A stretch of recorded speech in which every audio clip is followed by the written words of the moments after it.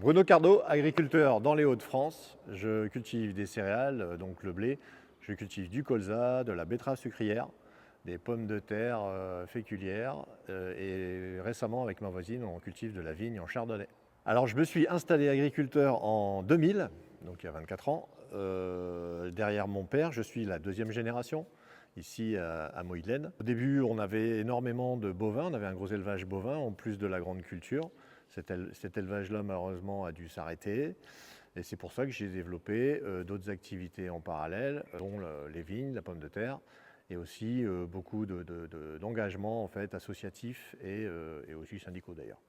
Pour l'organisation du travail, je travaille avec un salarié. On va donc du semis jusqu'aux récoltes. Pour la récolte, on a beaucoup en fait de matériel en commun, donc les moissonneuses, toutes les machines à récolter. Avec mon voisin, on appelle ça de la copropriété. Après, il faut savoir que c'est des outils qui sont très très onéreux, des gros investissements, hein, tout ce qui est matériel. Donc on peut aussi faire appel à des entreprises, acheter ça à travers des associations qui s'appellent des CUMA.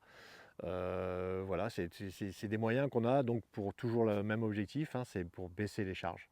Le principal défi pour moi, c'est de toujours continuer à produire autant avec la même surface. Produire, c'est pas un gros mot parce qu'on a besoin de se nourrir nous évidemment, mais de nourrir les autres aussi. Pour produire, il y a trois aléas en fait qui me posent des gros soucis aujourd'hui. C'est les aléas climatiques, ça on va en parler, les aléas géopolitiques qui jouent sur le coût de mes intrants, par exemple avec ce qui s'est passé, ce qui se passe en Ukraine, et les aléas réglementaires, hein, qui sont à l'origine d'ailleurs des manifestations de cette année. Ces trois aléas-là font qu'aujourd'hui, pour un hectare, un terrain de foot, 10 000 m² qu'il y a sur ma ferme, je suis plus capable de garantir et de promettre les mêmes volumes que mes parents pouvaient produire en fait. Et c'est ces trois aléas-là qu'il faut absolument résoudre.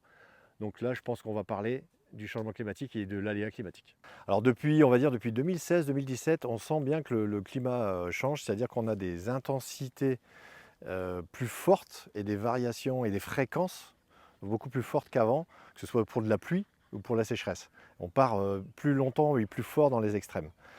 Donc les conséquences, c'est qu'on a des récoltes qui sont totalement chamboulées, des rendements qui baissent. Voilà, ça c'est concret pour nous, on est en première ligne du changement climatique. Donc ça touche bien les récoltes et ça touche aussi par exemple les dates de semis.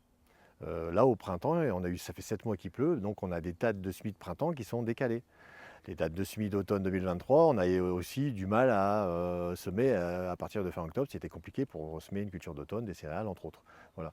Donc nos dates de semis et nos récoltes sont fortement perturbées. La conséquence est toujours la même, c'est moins de volume au bout, et moins de volume, moins de revenus, et c'est là où c'est compliqué.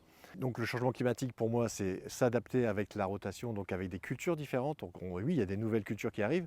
Donc là on a parlé des vignes, on peut parler aussi du tournesol. On a le tournesol qui est arrivé, qui aurait cru qu'on aurait fait du tournesol dans les Hauts-de-France, même si c'est encore un peu compliqué.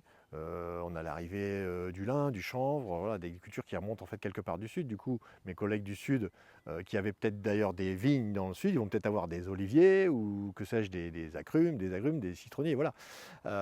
Donc nous, agriculteurs, on n'a pas le choix, on est obligé d'adapter nos cultures au changement climatique. Et oui, je pense qu'on est sur un gradient sud-nord et les cultures du sud remontent vers le nord. Alors, pour se couvrir en termes d'assurance, eh bien, on a la fameuse assurance climatique. C'est une assurance qui est donc à 3 niveaux. Donc cette assurance permet en fait vraiment de pallier quand il y a grosse catastrophe. Mais bon, c'est pas suffisant parce que je vois en 2016, on a eu un impact important par exemple sur les céréales. Et on a quand même au final des pertes. Ok, on perd moins, mais on est quand même perdant au final, on n'est jamais pleinement remboursé avec ce système assurantiel. Encore une fois, voilà, il est très bien, je pense qu'il est perfectible, parce que surtout, en fait, il est basé, pour vous indemniser, il est basé sur une moyenne olympique de 5 ans.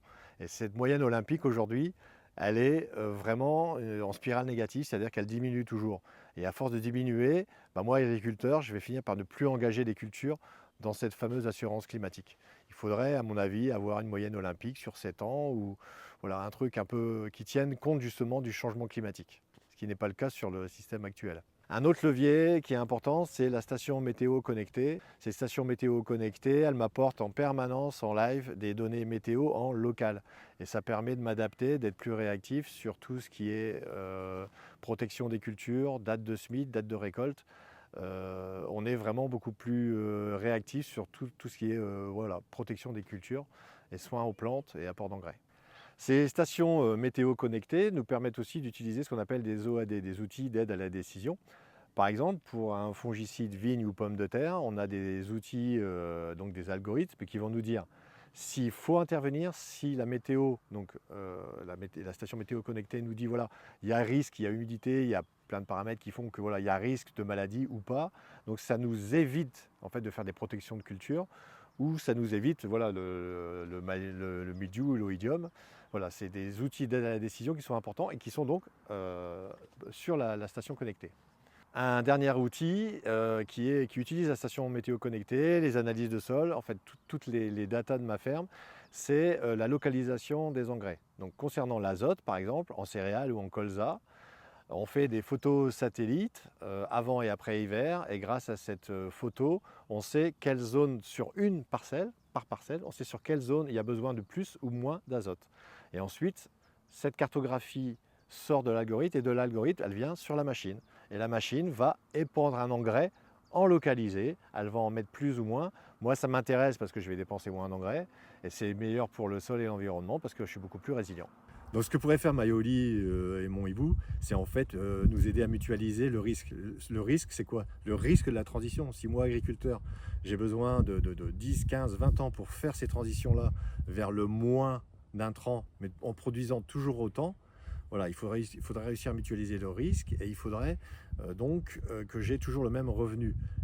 Il faut vraiment comprendre qu'on a besoin de revenus, on a besoin d'investissement et d'argent pour faire ces transitions-là. Sans revenus, pas de transition, pas d'agroécologie et on n'améliorera pas la planète, ça c'est évident. On pourrait en fait mutualiser le risque global de nos fermes françaises en disant, voilà, par exemple, pendant 20 ans, Bruno, je te garantis tes revenus historiques pendant 20 ans, pas de problème. Là, je pourrais même en parler à mes enfants, je pense qu'ils reprendraient sur ce business plan-là. Pendant 20 ans, je te garantis, pendant toute cette transition-là, tu auras les mêmes revenus. Et au bout des 20 ans, tu verras, les technologies, les sciences, les semences, tout aura fait que dans 20 ans, j'en suis persuadé, on aura tous les outils qui vont bien pour être plus résilient. En produisant autant, c'est important. Ne pas produire moins, c'est important. Hein. On doit se nourrir nous, mais nourrir les autres aussi. Alors du coup, je pense que ce serait important qu'on soit vraiment très nombreux à partager nos expériences. Hein. Bon, j'ai 51 ans quand même, mais nos expériences terrain de toute région, de toute production agricole française. Et si on a vraiment des expériences communes qui ont des dominateurs communs, je pense qu'on arrivera à avoir un outil au final qui pourrait nous aider à lutter contre le changement climatique.